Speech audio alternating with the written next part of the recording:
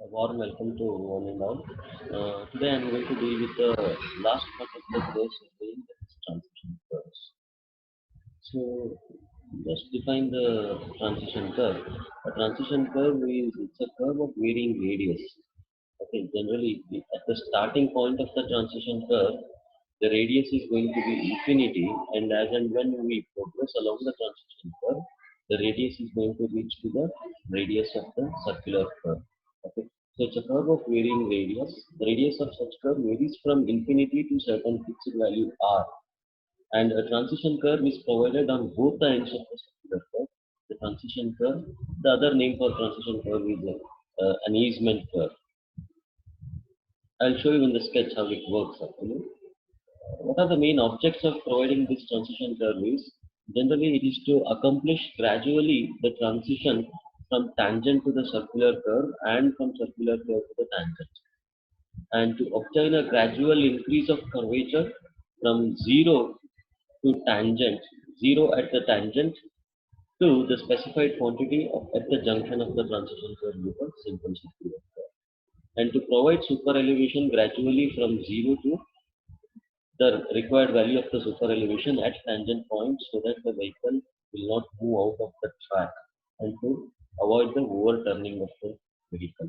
So these are the objects of providing transition curve. See, transition is it means a smooth change from one state to another state. That is a transition. And the curves, you see, generally what happens is neither the simple circular curve nor the compound curve alone are being provided on the highways and in the railways. In between a straight and a simple circular curve, we have to provide a transition curve. What we studied as a simple circular curve and a transition curve, they are just for to study to understand the basic components. But on the field, just a simple circular curve will not be provided. What happens is basically, generally a vehicle will be along the tangent, then it is in the linear motion, and as and when the curve comes, suddenly it becomes difficult for a driver to steer the vehicle. So there's a change from straight line to curve. That means your r for a straight line radius is infinity, and from infinity to certain value of r there is a sudden change in the radius. So this becomes difficult for the vehicle to drive it, and some cases the vehicle may overturn. It may move along the path. Okay, that's why you have to give a transition curve so that the super elevation is being provided from 0 to a maximum value, and when we are along the curve, we have a constant super elevation, and again at the end of the curve, we will be providing a transition curve. That is the objective. So, what are the requirements of the transition curve? It should always meet the original straight tangentially. First thing, it is supposed to be tangent to the straight line. It should meet the circular curve tangentially. Then its radius at the junction with the circular curve should be same as that of the circular curve. Okay, see, radius varies for a transition curve from infinity to the value r, and when it reaches r, the r value is supposed to be the radius of the circular curve. Next, the rate of increase of curvature along the transition curve should be same as that of increase of super elevation. See, when I talk of a straight line has curvature 0. Okay, straight line has a curvature 0, and so initially now in a transition curve it is straight, and then gradually the curvature is going to increase. Okay, and this increase in the curvature is supposed to be proportional to increase in the super elevation, and the length of the transition curve should be such that a full super elevation is being attained at the junction with the circular curve. The different types of transition curves, what we generally use is a cubic parabola, a clothoid, and then the Lemnis scale. The first two are being generally used in railways, and the third one is being used on a highways. So this is a typical transition curve along the circular curve. Here, if you could look at the inner and the outer curve is being raised. It means we have provided the super elevation so that the vehicle shall not move out of the curve here.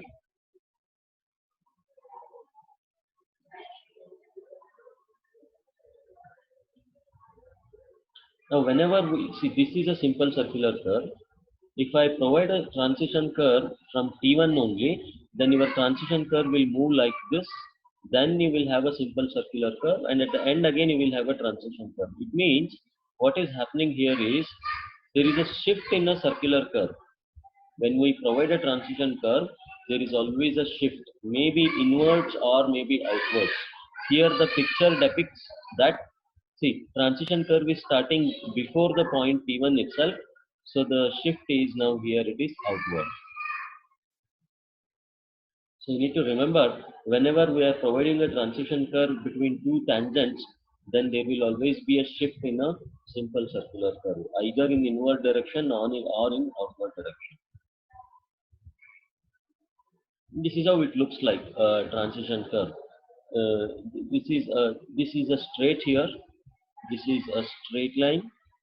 From this point, your radius is here. Your curvature is 0. From this point, your curvature is increasing. Okay, and the curvature here at this point again, the curvature of transition curve is equals to curvature of the circular curve arc. So this is a simple circular curve. Here I have a transition curve. Again at the end of the circular curve, I'm again having a transition curve. This is about the inner edge. If you come to the outer edge, again same transition curve is being provided, but you should also note that at this point super elevation is 0. See, I'm supposed to provide super elevation at the circular arc. This is SC, what I'm showing. This is a super elevation. I'm supposed to provide super elevation at the circular arc, but suddenly I cannot increase the elevation of the road. I'm supposed to gradually increase the elevation of the outer edge. So this is a gradual increase of elevation of the outer edge along the transition curve. So I should provide super elevation along the transition curve gradually, so that when I reach a circular arc, my super elevation attains the calculated or the required amount of super elevation, so that the vehicle will not move out of this circular arc. This is a section. So if I don't provide a transition curve, suddenly at the circular curve, if I consider here as the starting point of the circular curve, suddenly I am supposed to provide a super elevation. But I cannot provide super elevation suddenly. I am supposed to increase it gradually. Okay. Never mind of these terminologies. I just showed you different types of transition curves along the section, but you need not worry about this. So what you understood now is, if you want to understand a super transition curve, you should also know the super elevation. So super elevation, it's also called as a banking of a road, or it's also called as a cant. In railways, it's called as a cant. Okay, it is super elevation is providing or rising the outer edge compared to the inner edge, so that the vehicle will not move out of the track. Okay, that is super elevation. Now we will try to derive an expression for super elevation. Now this is a typical sketch of a vehicle moving along a circular curve. Okay, so whenever a vehicle is moving along a circular curve, it will have two forces acting on it. One is the weight of the vehicle, which is always downward towards the center of the earth, and another one is a centrifugal force, which makes the body to move out of the curve. So whenever any object is rotating under a circular motion, the object will always feel a centrifugal force, whose direction is always out of the circle. Okay, so that is the speed. W is weight and P is the centrifugal force. Let small v be the speed of the vehicle in meter per second, G be the acceleration due to gravity, B be the width of the road. Okay, then R is the radius of the curve, and theta being the inclination. This should have been capital G. It is not F. This is capital G. Gauge length, distance between the centers of the rails. This is capital G. Now we always know that the centrifugal force is equals to mv square by r, mass into square of the velocity by radius of the curve. But we know that mass is equals to weight by acceleration due to gravity. M is equals to W by G. So from the mechanics, I'm writing this expression, centrifugal force, that is equals to W into V square by GR. So P by W happens to be V square by GR. P by W is going to be V square by GR. Let this equation be number 1. Now, if the resultant R is to be normal to the, see, when if my vehicle shall not move out of the track, then my resultant shall always be perpendicular to this surface. The resultant of P and W shall always be perpendicular to this surface. And if this theta is the inclination, then here the angle between R and W is also going to be theta. The angle between R and W is also going to be theta. Now, my tan theta is going to be equals to opposite to adjacent. So opposite is your centrifugal force, that is P, and adjacent is W. So tan theta is equals to P by W. Okay.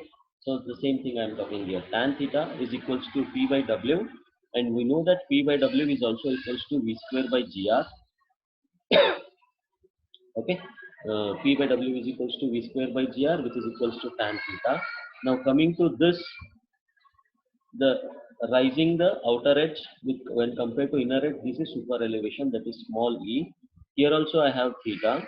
Okay, if this is my width of the road, I am assuming either a sloping distance or the horizontal distance as same here. Okay, then tan theta is equals to E by B. So tan theta is equals to E by B. So I am equating this V square by GR equals to E by B. With this I will be getting an expression E equals to BV square by GR. This is in terms of railways, where on roads, where B indicates the width of the road, and on railways your E is equals to GV square by R, whereas G is gauge length. Okay, you might have heard narrow gauge, meter gauge, and then the broad gauge. That value I'm supposed to use here as far as in railways is considered. So this is an equation. E is equals to BV square by GR. Even if you could remember this, that is fine. E equals to BV square by GR. This is an expression for the super elevation. Another definition to be understood, whatever we arrived in the previous slide, P by W is equals to V square by GR, and the ratio this P by W is called as centrifugal ratio. Okay, the ratio between P by W is called as centrifugal ratio, and this centrifugal ratio is supposed to be equals to 1 by 4 for roads, that is 0.25, and 1 by 8 for railways. Okay, this is from experience. There is a restriction on the value of the centrifugal force. Next, we will try to understand length of the transition curve. Okay, how much length we should provide for a transition curve so that it is going to attain the super elevation. It is a length measured from 0th point of the transition curve to the point where I am attaining the maximum super elevation. So this can be taken as a length of the transition curve here. It is a length of the transition curve from where super elevation is 0 to the maximum value of the E what we attain. That is the length of the transition curve. If you could look at this point, okay, this is 0 here, this is still a straight line, and here I am attaining the super elevation. So this length is called as a length of the transition curve. We can calculate length of the transition curve by different methods, by arbitrary rate of super elevation, by time rate method, or by the rate of change of radial acceleration method. Among these, the third method is most conveniently used. Going to arbitrary rate of super elevation method, it is supposed to be used just with the experience here, whereas in this method we assume super elevation at an arbitrary rate. We try to increase the super elevation at an arbitrary rate by 1 in n. Okay, n being the arbitrary rate of super elevation, where the value of n change varies from 300 to 1200. Okay, then if my rate of super elevation is 1 in n, say 1 in 10, then what will be the length of my what will be the total length of the super elevation? See, I want to achieve ultimately some amount of super elevation E along the transition curve. In that case, my L becomes L is equals to n into E. Okay, L is equals to n into E. This is a formula for super elevation by an arbitrary gradient. Next, by time rate method, let us define the terminologies what we use here. We will derive the expression. It is by time rate method. Let capital L be the length of the transition curve, small e be the amount of super elevation in centimeter. Okay, small v be the speed of vehicle in meter per second. Here I am taking small r, it's also called as rate of super elevation with respect to time. It is time rate of super elevation in centimeter per second, and capital V be the speed in kilometer per hour. Let small t be the time taken by a vehicle to pass over the length of the transition curve. Then my small t, the time taken by vehicle is always equals to length divided by speed. So small t is equals to length, that is capital L, by small v in seconds. This is time in seconds. Next, super elevation rate is R in centimeter per second. Therefore, super elevation attained in time t seconds is going to be equals to, this is capital E. Where capital E is equals to T into R, and T is L by V. So it is L by V into R. But this should be equals to your super elevation E. Okay. So E is equals to LV by R. And if you simplify this for length of the transition curve, your L is equals to EV by R in meters. So this is the second expression for length of the transition curve, where E is super elevation, V is speed of the vehicle, and R is the time rate of super elevation. Next, third one is by rate of change of radial acceleration. This concept was introduced by Mr. Short. This is the most famous method which is being adopted by attaining a super elevation. What is being considered here is, again, I will try to define the terminologies. Let capital L be the length of the transition curve in meters. Here we will take alpha, the rate of change of radial acceleration, where acceleration is meter per second square, and I am considering the rate of change of acceleration, so that will be meter per second cube. So alpha is rate of change of radial acceleration. So what is said over here is, if my rate of change of radial acceleration is not more than zero point 0.3 meter per second cube, then any passenger who is in a vehicle will not feel the movement of the vehicle along the curve. Okay, so this is a convenient rate of change of acceleration for the comfort of the passengers, alpha. So that's why we use this method. And let small v be the maximum speed in meter per second. Let r be the radius of curvature at the end of the transition curve. So we'll try to derive it now. The time taken to travel over the transition curve, it is L by V. That is equals to small t in seconds. Next, acceleration attained in that time by a vehicle is, what is acceleration? It is meter per second square. What is alpha? It is meter per second cube. Now if I multiply it by t, I get acceleration. So alpha into L by V. That is the acceleration attained in time t. Now, the same radial acceleration of the circular curve, which is v square by r. This formula is from mechanics, so simple physics. Okay, radial acceleration is equals to v square by r. Then these two accelerations are supposed to be equal. So alpha into L by V is equals to v square by r. Therefore, L is equals to v cube by alpha r. This is third equation, and it is the most important equation used to calculate the length of the transition curve. V is the speed of the vehicle, alpha is the rate of change of radial acceleration, and r is the radius of the circle. Now we will try to solve a simple numerical on length of transition curve. A transition curve is required for a circular curve of 200-meter radius, and gauge being 1.5 meter, and maximum super elevation restricted to 15 centimeter. The transition is to be designed for a velocity such that no lateral pressure is imposed on the rails, and the rate of gain of radial acceleration is 30 centimeter per second cube. Calculate the required length of transition curve and the design speed. So just make a note of all the given data here. Okay, your radius of simple circular curve is 200 meter. Gauge, that is B or G, is 1.5 meter. Your small e is 0.15 meter. Okay, then alpha is 30 centimeter per second cube or 0.3 meter per second cube. So after making the list of the given data, let us try to calculate the length of the transition curve. We know that L is v cube by alpha r. Alpha is given, r is given, v velocity is also being given. No, velocity is not being given. So, but we will go with this formula. So, L is equals to V cube by alpha R, substitute them. So, we will get this expression. L is equals to V cube by 60. Let this equation be 1. Next, velocity V can be determined with the expression. Before that, I should also have the, we have this formula. Tan theta is V square by GR. Okay, we can use this expression. Tan theta is equals to V square by GR. Therefore, V becomes 14 meter per second. And if I convert it into kmph, that will be 50.4 kmph. Next, substituting the value of V in equation 1, I'll get the length of the transition curve. It comes to be 45 point something. So it can be taken as 46 meters.